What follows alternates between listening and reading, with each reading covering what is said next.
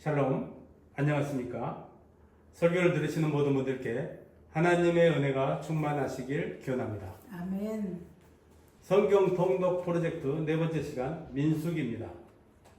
성경 통독을 위한 프로젝트 설교인 것을 참고하시길 바라고, 목차를 보면 성경의 파노라마, 민수기 개관, 민수기 내용 분석, 포인트 체크, 징검다리 설교, 적용, 민수기 교훈, 에필로그로 되어 있습니다. 첫 번째, 성경의 파노라마를 보겠습니다. 창조에서 시내산을 거쳐 모압 평지까지의 파노라마입니다. 모세우경 중에서 네 번째 책인 민수기를 읽기에 앞서 시내산을 거쳐 광야를 지나 모압 평지에 이르는 여정을 이슈를 따라서 펼쳐보도록 하겠습니다. 창세기에는 천지 창조, 인간 창조, 에덴 동산에 아담을 두었고 범죄로 인해서 아담이 에덴 동산에서 쫓겨납니다. 그 후에 땅이 홍수로 멸망하는 사건이 있었고 노아가 방주의 가족과 동물들을 구원하는 사건이 있습니다. 바벨탑 사건과 민족의 탄생, 아브라함 선택하고 가나안 땅에 정착한 후에 아브라함의 자손 이야기가 펼쳐져 있고, 요셉이 애굽으로 가서 아버지 야곱과 그 가족들이 애굽으로 이주하는 것까지가 창세기에 기록되어 있습니다. 출애굽기에는 애굽에서 400년을 보낸 후에 하나님께서 그들을 구원하시고자 모세를 택하시고 훈련시키시고 이스라엘 백성들을 애굽에서 탈출시키는 출애굽 사건이 기록되어 있습니다. 그리고 홍해를 건너서 시내산에 도착합니다. 레위기에는 시내산에서 모세가 율법을 수여받고 성막을 건립하는 데까지 기록됩니다. 민수기는 첫 번째 인구조사 출애굽 1세대를 조사하는 것입니다. 인구조사 후에 시내산을 출발하고 가데스 바네아에 도착합니다. 정탐꾼의 보고를 받은 이스라엘 백성들이 그 땅을 정복할 수 없음을 듣고 불평함으로 인해서 40년 동안 광야에서 방황하는 처벌을 받게 됩니다. 40년이 지난 후 요단 동편 땅을 정벌을 합니다. 그리고 모압 평지에 도착해서 두 번째 인구조사를 하고 출애굽 2세대죠. 후계자 여호수아를 세워서 정복한 요단 동편 땅 분배를 하는 것으로 기록되어 있습니다. 민수기 개관을 해보겠습니다. 민수기 저자는 모세입니다. 모세가 기록한 오경, 창세기, 출애굽기, 레위기, 민수기, 신명기 중에서 네 번째 책입니다. 민수기는 전체 36장으로 기록되어 있습니다. 민수기는 20장을 기점으로 양분할 수 있습니다. 20장은 38년이 지난 첫째 달을 이야기하고 있는데, 첫 인구조사에 포함되었던 출애굽 1세대들이 거의 다 죽었고 미리암과 아론의 죽음도 기록되어 있습니다. 바란 광야, 가데스 바네아 1, 2차 집결과 모압 평지의 집결을 기점으로 네 부분으로 나누어 보겠습니다. 1장에서 12장은 출애굽 1세대의 인구조사에서 가데스 바네아 1차 집결을 기록하고 있습니다. 두 번째는 13장에서 19장으로 40년간 광야에서 방황하다가 가데스 바네아에 2차로 집결합니다. 세 번째 20장에서 26장은 요단 동편 정벌과 모압 평지 집결, 그리고 출애굽 2세대들에 대한 인구조사가 27장에서 36장은 모세의 후계자 여호수아를 임명하고 요단 동쪽 땅을 분배하는 내용이 기록되어 있습니다. 민수기 내용 분석을 해보겠습니다. 민수기의 내용은 출애굽 1세대에게 인구조사를 실시했던 때부터 출애굽 2세대에게 인구조사를 실시할 때까지 광야에서 있었던 이스라엘 백성의 방황을 기록했지만, 내면은 인간의 끊임없이 반복되는 불평과 원망의 범죄와 그럼에도 불구하고 말씀대로 성취하시는 하나님의 신실하심이 기록되어 있습니다. 좀더 세분을 해보면 1, 2장은 시내산에서 제1차 군대를 개수합니다. 이는 가나안 땅으로 가는 행진과 가나안 땅 정복을 효율적으로 수행하기 위해서 전열을 정비하는 것입니다. 3장에서 9장은 레위인의 계수와 레위인의 직무와 성막을 섬기는 일에 대하여 자세히 기록되어 있습니다. 이스라엘 군대에 대한 기록보다 레위인의 직무 관련 기록이 월등하게 많습니다. 10장에서 12장은 모든 준비를 마치고 드디어 시내산에서 출발해서 행진하는 가운데 메추라기 사건과 아론과 미리암의 모세 비방 사건을 경험하고 가데스 바네아에 도착합니다. 13장에서 14장은 각 지파별로 대표 12명을 뽑아 가나안 땅을 정탐하고 돌아와서 하나님을 원망하는 보응으로 1차 계수함을 입은 군대 중에 두 사람 갈렙과 여호수아를 제의하고 가나안 땅에 들어가지 못하고 40년간 광야에서 방황하다가 죽임 당할 것이 선포됩니다.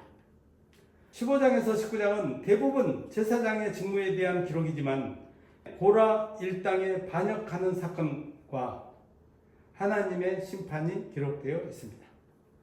20장에서 25장은 가데스 바네아 사건 이후 정확하게 38년이 지난 시점으로부터 시작합니다. 할람의 이야기와 바알 부올 사건이 기록되어 있고 우여곡절 끝에 이스라엘이 모압 평지에 집결합니다.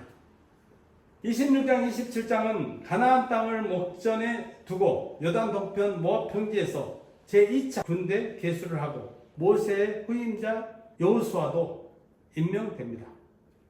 그 후에 모압 평지에서 모세가 출애굽 2세대 새롭게 계수된 백성들에게 하나님의 율법을 요약해서 설명합니다. 아울러 요단 동편 땅을 분배하고 가나안 땅도 정복하고 분배할 것을 명합니다. 민수기 포인트를 체크해 보겠습니다. 민수기에는 인구조사가 2번 기록되어 있습니다.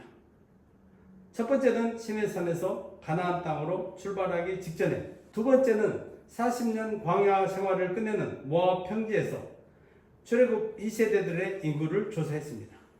첫 번째와 두 번째 계수된 인구의 총수는 비슷하지만 새로운 2세대들로 구성되어 있습니다. 두 번째는 이스라엘 백성들의 불평과 원망입니다. 하나님의 은혜로 구원받고 그의 인도하심을 따라 가나안 땅으로 가는 길에 이스라엘 백성들은 끊임없이 불평을 합니다. 불평의 내용을 대강 살펴봅시다. 11장 1, 3절에 보면 힘든 여정에 대해서 불평합니다. 곧이어 4절에서 15절은 음식에 대해서 불평합니다. 12장에도 1절에서 16절은 하나님이 세우신 지도자에 대해서, 13장 1절에서 14장 10절은 하나님이 주신 약속의 땅의 정복 가능성이 없음에 대해서, 16장은 모세와 아론의 통치권에 대해서, 20장 2절에서 23절은 갈증에 대해서, 21장 4절에서 9절은 행군의 어려움에 대해서 원망과 불평이 되풀이되고 있습니다. 세 번째, 지도자에 대한 도전과 반역 사건을 포인트로 체크할 수 있습니다. 모세에 대항하는 장면이 2번 나옵니다. 첫 번째는 아론과 미리암이 모세를 비방한 사건입니다. 그 결과 미리암이 문둥병이 걸려서 일주일간 진에서 떨어져 지냈다가 들어오는 사건이 있습니다. 두 번째 도전은 레위지파 고라와 아비람의 반역이 있었습니다. 그들의 반역의 결과는 향로만 남기고 모두 불에 타서 죽고 땅이 갈라져서 그들의 속한 모든 것이 땅 속으로 매몰되는 것으로 끝납니다. 더 중요한 핵심 포인트는 가데스 바네아라는 곳입니다. 이스라엘 백성들이 집결해서 2번의 사건이 있습니다. 첫 번째는 가나안 땅을 정탐하고 돌아와서 그 땅을 악평하고 하나님을 믿지 못해서 계수된 사람들이 여호수아와 갈렙을 제외하고는 가나안 땅에 들어가지 못하고 죽임을 당할 것이 선포되었고, 두 번째는 무리바에서 물을 내는 사건인데, 이전에는 하나님께서 반석을 지팡이로 쳐서 물을 내라고 했습니다.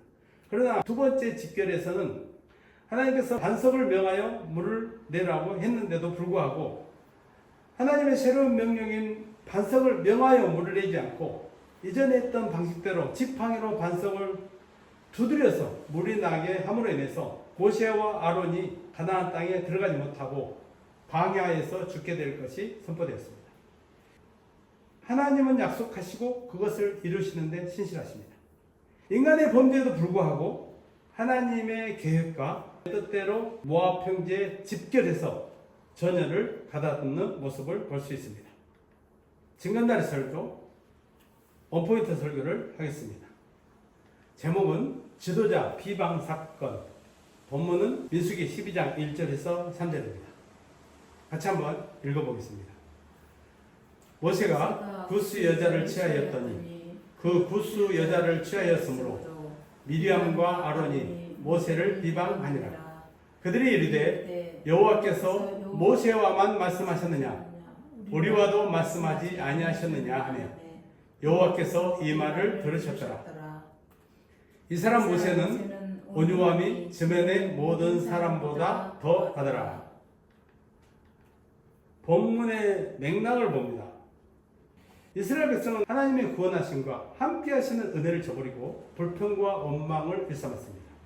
이제는 백성의 지도자인 아론과 미리암이 모세의 권위에 도전하여 반역하는 모습인데 먼저 반역의 맥락을 짚어봅니다. 시내산에서 성막을 세우고 불기둥과 구름기둥으로 인도를 받으며 가는 길에 이스라엘 백성의 원망과 탐욕으로 하나님이 진노하실 때마다 모세가 중보를 합니다. 하나님은 70인의 장로를 뽑아서 모세를 돕게 합니다. 그 70인의 장로를 뽑은 지 얼마 되지 않는 시점에서 오늘의 사건이 발생합니다. 오늘의 사건 이후에 하나님을 원망한 자들이 모두 가나안 땅에 들어가지 못하고 광야에서 방황하다가 죽을 것이 선포되었죠. 그 얼마 지나지 않아 다시 고라와 다단과 아비람과 온이 당을 짓고 모세를 반역하는 사건이 발생합니다. 그 아론의 지팡이가 싹이 나고 살구 열매가 맺힘으로 하나님께서 인정한 지도자는 아론인 것으로 확정되고 반역 사건이 종결되는 것을 볼 수 있습니다. 본문의 포인트를 보겠습니다. 출애굽기에 모세가 물에 떠내려갈 때 모세를 구하는 일에 결정적인 역할을 하면서 미리암은 등장합니다. 홍해를 건너온 후에 소고를 잡고 춤추며 하나님을 찬양하는 모습이 기록되었고 오늘의 본문에 미리암은 다시 등장을 합니다. 앞에 두 번의 등장과는 다른 모습으로 등장을 하고 20장에 미리암이 죽었다는 기록이 있습니다. 이스라엘 백성들의 지도자 모세에게는 아론과 미리암이 남매이면서 출애굽 전 과정에 함께한 동역자였습니다. 미가서 6장 4절에 보면 내가 너를 애굽 땅에서 인도해 내어 종 노릇하는 집에서 속량하였고 모세와 아론과 미리암을 내 앞에 보냈느니라는 기록이 있습니다. 아론과 미리암은 백성의 지도자로 하나님의 말씀을 직접 듣기도 하고 대언을 하기도 하면서 모세와 같이 동등하게 사역했지만 하나님 앞에서는 모세가 월등한 지도자였음을 볼 수 있습니다. 그런데 모세가 구스 여자를 취하자 미리암과 아론이 모세를 비방하면서 그의 권위에 도전하는 사건입니다.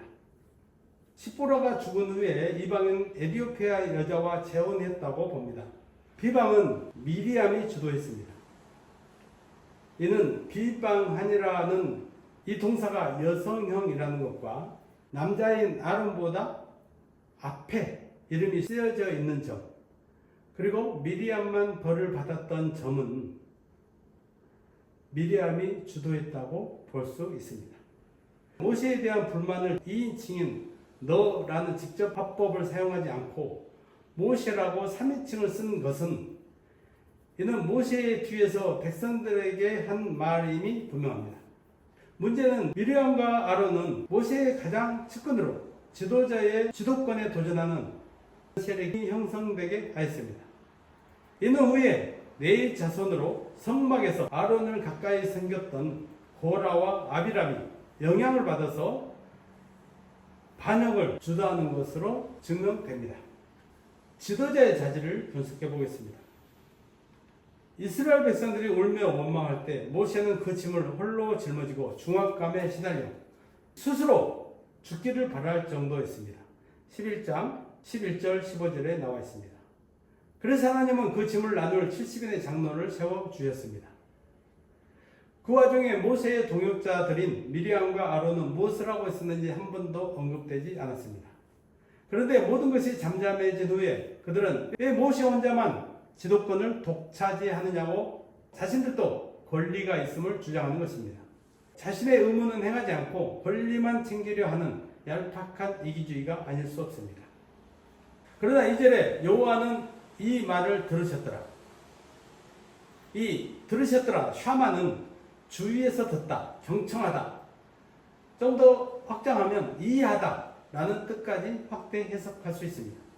하나님은 이스라엘 백성들의 불만과 시기 그리고 권위에 도전하는 상황뿐만 아니라 그 당사자들의 심중에 있는 생각까지 꿰뚫어보고 있는 것입니다. 3절에는 모세는 온유함에 지면의 모든 사람보다 더하더라 기록이 있습니다. 모세가 고난의 훈련을 통하여 하나님 앞에 낮아져서 전적으로 순복하는 삶을 배우고 행한 자란 말입니다. 미리암과 아론의 비방에 대하여 모세는 직접 반응하지 않고 전적으로 하나님께 맡기고 하나님의 뜻에 따를 것이라는 암시를 주고 있습니다. 실제로 하나님은 즉각적으로 그 일에 개입하셔서 하나님을 의지하고 따르는 모세의 편을 들어주셨습니다. 적용을 보겠습니다. 모세를 비방한 사건입니다. 모세가 이방 여인을 취한 것은 하나님의 율법을 어긴 것은 아닙니다. 율법이 금한 것은 가나안 족속과의 결혼이었고 이방인과의 결혼을 금한 것은 아닙니다. 출애굽기 34장 16절에 나와 있습니다. 미리암이 이방 여인을 비방하지 않았던 것은 그 사실을 알고 있었기 때문일 것입니다. 그러므로 모세의 결혼에 하자가 있어서가 아니라 모세의 지도권에 대한 시기와 질투 그리고 명예욕의 결과라고 볼 수 있습니다. 미리암과 아론 두 사람은 백성들 중에 최고 지도층이었지만 자신들의 직무와 은사에 만족하지 않았습니다. 이런 태도는 하나님의 주권에 도전하는 반역이었습니다. 야고보서 1장 14절을 보면 오직 각 사람이 시험을 받는 것은 자기 욕심에 끌려 미혹됨이니 15절을 보면 욕심이 잉태한 즉 죄를 낳고 죄가 장성한 즉 사망을 낳느니라 이런 기록이 있습니다. 야고보서의 기록은 이 미디암과 아론을 생각하고 기록했다 할 정도로 잘 들어맞습니다. 하나님께서 주시는 직무와 은사는 그 종류에 있어서는 차이가 있으나 그 가치 면에서는 모두 동일합니다. 그러므로 섬기는 자는 자신에게 주어진 직무와 은사에 만족하면서 끝까지 충성을 다해야 합니다. 히브리서 13장 17절을 보면 너희를 인도하는 자에게 순종하고 복종하라 하였습니다. 우리는 하나님께서 세우신 지도자의 권위를 인정하고 거기에 순종해야 합니다. 지도자의 자질로 한 가지를 더 보고자 합니다. 모세가 온유함이 더하더라는 기록에 주목해 봅니다. 하나님께서는 인간의 마음까지 다 알고 감찰하시고 계시는 전지하신 분입니다. 모세는 비방을 받을 때 온유하였다는 언급이 있는데 모세가 하나님의 뜻을 기다리면서 인내하였음을 알 수 있습니다. 신약의 예수님도 온유한 자는 복이 있나니 저희가 땅을 기업으로 차지할 것이요 라고 온유함을 언급했습니다. 하나님께서는 우리가 기도하는 것은 물론 일상적으로 주고받는 모든 말도 다 듣고 계심을 믿을 때 우리는 온유할 수 있습니다. 성도들은 시기와 질투가 난무한 세상을 살다가 애매히 비난을 받거나 위기에 직면했을 때 온유함으로 대처해야 합니다. 우리의 모든 것을 알고 계시는 전지전능하신 하나님께 맡기고 온유함으로 기도하면서 인내해야 합니다. 민수기의 교훈을 보겠습니다. 민수기는 제목의 글자 그대로 출애굽한 이스라엘 백성들의 숫자를 기록하고 가나안 땅에 들어갈 백성의 숫자를 다시 세어서 기록한 책입니다. 그리고 그 군대의 숫자에 더해서 레위인의 인구도 별도로 2차례 모두 기록되어 있을 뿐만 아니라 그들의 직무도 세밀하게 기록되어 있습니다. 민수기의 표면은 이스라엘 백성들의 불평과 원망 그리고 반역으로 불순종한 백성들이 광야에서 죽는 것을 다루고 있지만 내용을 들여다보면 거룩한 하나님의 신실하심과 그 하나님을 거룩하고 신실하게 섬겨야 할 레위인의 사명과 직무에 대한 이야기가 더 자세히 기록되어 있습니다.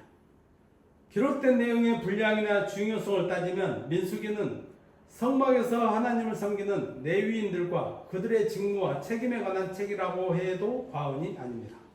민수기를 읽으면서 하나님의 백성이 되고 제사장이 되어 신실하신 하나님을 어떠한 자세로 어떻게 섬겨야 할지를 명확하게 되기를 바랍니다. 에필로그. 대개 큰맘 먹고 성경 통독을 시작했다가 내기에 와서 중단을 하는 경우가 많습니다. 민수기에 들어오면 한 고비를 넘긴 셈입니다. 내기의 지루함을 벗어나 이제는 광야의 사건 사고를 다이나믹하게 기록한 민수기에 접어들었습니다. 민수기는 내기에 비해서 분량이 조금 더 많은 36장, 63쪽 정도로 한 번 읽는데 2시간 정도 걸립니다. 말씀의 결론을 맺습니다. 하나님은 약속하시고 그것을 이루십니다. 광야 40년 동안 이스라엘 백성들의 거듭되는 원망과 불평, 반역에도 불구하고 하나님의 계획과 약속이 말씀대로 성취된 것을 볼 수 있습니다. 이 세상의 모든 것들은 사람의 뜻과 의지가 아니라 오직 신실하신 하나님의 말씀과 그의 신실하심에 달려있음에 감사가 넘치는 성도가 되시길 바랍니다. 아멘. 하나님의 말씀에 거룩하고 신실한 삶으로 예배하여 하나님께 온전한 영광을 돌릴 수 있기를 축원합니다. 아멘. 아멘.